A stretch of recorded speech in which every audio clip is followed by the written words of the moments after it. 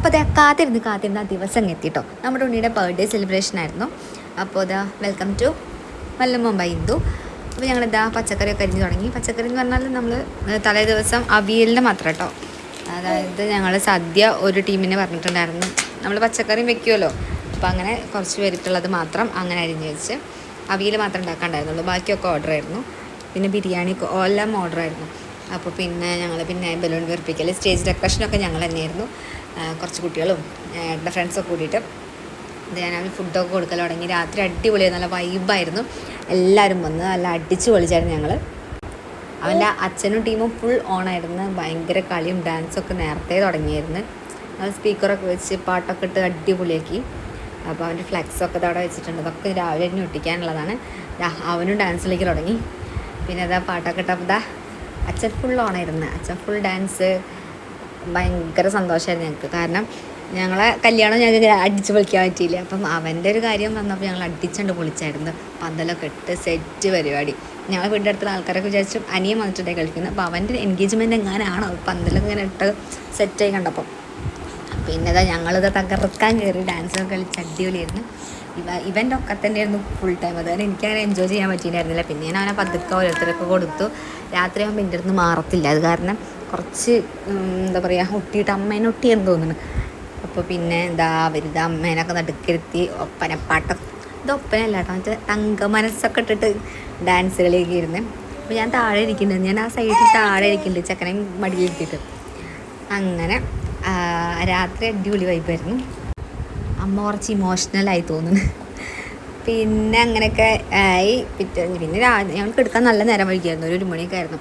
രാവിലെ ഞാൻ പിന്നെ അവനെ ഉറക്കി കിടത്തിയിട്ട് കുറച്ച് പണികളൊക്കെ ഉണ്ടായിരുന്നു. മേലെ കിടത്താൻ പറ്റില്ല, അപ്പോൾ താഴെ കിടത്തി.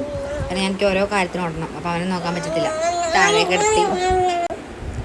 പിന്നെ പുറത്ത് നോക്കിയപ്പോൾ ഞങ്ങളുടെ ഡെക്കറേഷനൊക്കെ ഒരുവിധം സെറ്റ് ആയിട്ടുണ്ടായിരുന്നില്ല. ഞങ്ങളുടെ ഔട്ട്ഫിറ്റ് ഇതാണ്.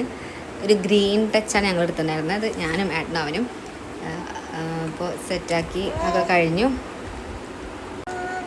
അവൻ കുറച്ച് വാശിയായിരുന്നു. അന്ന് രാവിലെ മൊത്തം വാശിയായിരുന്നു. ചെറുതായിട്ടൊരു പനി ഉണ്ടായിരുന്നു. അതിൻ്റെ പിന്നെ അവന് കേക്കിൻ്റെ ഓർഡർ നമ്മുടെ അനിയൻ തന്നെയാണ് കേട്ടോ. അപ്പോൾ അനിയൻ്റെ കടയിൽ നിന്നാണ് പറഞ്ഞിരുന്നത്. അപ്പോൾ അവൻ്റെ കടയിൽ നിന്ന് നമ്മൾ കേക്കൊക്കെ ഓർഡർ ചെയ്ത് അതൊക്കെ അവൻ സെറ്റാക്കുന്നുണ്ട്. പിന്നൊരു കാര്യം പറയാനുള്ളതെന്ന് പറഞ്ഞാൽ പിറ്റേ ദിവസം രാവിലെ ഞങ്ങൾക്ക് സർപ്രൈസ് ആയിട്ടൊരു ഗസ്റ്റ് ഉണ്ടായിരുന്നു. അച്ഛൻ ഗൾഫിൽ നിന്ന് വന്നായിരുന്നു. ഞങ്ങൾ ആരും അറിഞ്ഞിട്ടുണ്ടായിരുന്നില്ല. അച്ഛൻ അവിടെ ഇരുന്നിട്ട് ഇരിക്കപ്പുറത്തുണ്ടായിരുന്നില്ല ഒന്നും. അപ്പോൾ രാവിലെ തന്നെ ഒരു 4 മണിയൊക്കെ പുലർച്ചെ അച്ഛൻ എത്തിയിട്ടുണ്ടായിരുന്നു, ഏട്ടൻ്റെ അച്ഛൻ കേട്ടോ. പിന്നെ ഞങ്ങൾ കേക്ക് കട്ടിങ് സെറിമണിയിലേക്ക് കയറി. കുറച്ച് ലേറ്റ് ആയിട്ടുണ്ടായിരുന്നു കേക്ക് കട്ട് ചെയ്യാൻ വേണ്ടിയിട്ട്. ആൾക്കാരൊക്കെ എത്തി വരണ്ടേ. അപ്പോൾ അങ്ങനെ കേക്ക് കട്ട് ചെയ്യാൻ വേണ്ടി വിളക്കൊക്കെ കൊളുത്തി വെച്ച് ഓരോരുത്തർ അതിൻ്റെ ഇതിലാണ്. പിന്നെ ഈ ഫോട്ടോ എടുക്കലൊരു ടാസ്ക് ആണായിരുന്നു. കൊച്ചാണെങ്കിൽ സമ്മതിക്കുന്നേ ഉണ്ടായിരുന്നില്ല. അവൻ ഫുൾ വാശി. കേക്ക് കട്ട് ചെയ്യുമ്പോഴൊക്കെ ഭയങ്കര വാശിയായിരുന്നു. സമ്മതിച്ചിട്ടേ ഉണ്ടായിരുന്നില്ല. ഞാൻ അടുത്തുള്ള വീട്ടിൽ എല്ലാവരും വിളിച്ചിട്ടുണ്ടായിരുന്നു. അങ്ങനെ കേക്ക് കട്ട് ചെയ്യാൻ വേണ്ടി എല്ലാവരും വന്നു. ഈ കാണുന്ന നിമിഷം ഉണ്ടല്ലോ, അത് ഞങ്ങൾ അത്രയും ആഗ്രഹിച്ചൊരു കാര്യമായിരുന്നു. നന്നായിട്ട് മോൻ്റെ ബർത്ത്ഡേ സെലിബ്രേറ്റ് ചെയ്യാൻ പറ്റണം എന്നുള്ളത്. അതിന് ദൈവം സഹായിച്ചതിന് ഒരുപാട് നന്ദി. ദൈവത്തോട് എത്ര നന്ദി പറഞ്ഞാലും തീരത്തില്ല. അവനെന്ന് ഇത്തിരി വെയ്യായിരുന്നു. തലേ ദിവസമൊക്കെ പനിയായിരുന്നു. എനിക്ക് ഭയങ്കര ടെൻഷൻ ഉണ്ടായിരുന്നു എന്താവും എന്നൊക്കെ ആലോചിച്ചിട്ട്. അങ്ങനെ എത്രയും വലിയ ഫംഗ്ഷനൊക്കെ വെച്ചതല്ലേ, നന്നായി തന്നെ ചെയ്യാൻ പറ്റിയിട്ട് അതൊക്കെ. അങ്ങനെ അതൊക്കെ കഴിഞ്ഞു. അവനെ ഫോട്ടോ എടുക്കാൻ കുറച്ച് പണിയുണ്ടായിരുന്നു. കുറേ കഷ്ടപ്പെട്ടിട്ടുണ്ടായിരുന്നു. ഇടയ്ക്ക് ഭയങ്കരമായിട്ട് ഒരു കേക്കിൽ കുത്തുന്ന ഒരു എന്തുണ്ടല്ലോ ബോള്, അതിൻ്റെ കമ്പി വായിൽ കൊണ്ടിട്ട് ഭയങ്കര പ്രശ്നമൊക്കെ ആയിരുന്നു. അതിൻ്റെ ശേഷം പിന്നെ ഭയങ്കര വാശി. ആളൊഴിഞ്ഞ് അരങ്ങൊഴിഞ്ഞ് എല്ലാവരും ഫുഡൊക്കെ കഴിച്ചു. കേക്കൊക്കെ എല്ലാവർക്കും കൊടുത്തു. അവന് മാമ കൊടുത്തൊരു ഗിഫ്റ്റാണ്. കാറിലെത്തി ഫോട്ടോ ഒക്കെ എടുപ്പിച്ചായിരുന്നു. അതിപ്പോൾ യൂസ് ചെയ്യാൻ പറ്റിയൊരു ഗിഫ്റ്റാണ്. കാരണം കുറച്ച് സേഫ്റ്റി ഉണ്ട് അത്. പിന്നെ എല്ലാവരും ഫുഡൊക്കെ കഴിച്ച് ഇത് ലാസ്റ്റ് ട്രിപ്പ് ചെക്കന്മാരെല്ലാവരും കൂടി ഇരുന്നതാണ്. അവർ കുറച്ച് കഥയൊക്കെ പറഞ്ഞിരുന്ന് അവരറിഞ്ഞിട്ടില്ല ഞാനിതൊന്നും എടുത്ത് കേട്ടോ. കാരണം ബാക്കിയുള്ളവരൊന്നും എടുക്കാൻ പറ്റിയില്ല. ഫോണൊന്നും എൻ്റെ അടുത്ത് ചെയ്തില്ല, മക്കളാണ് എനിക്ക് എടുത്ത് തന്നത്.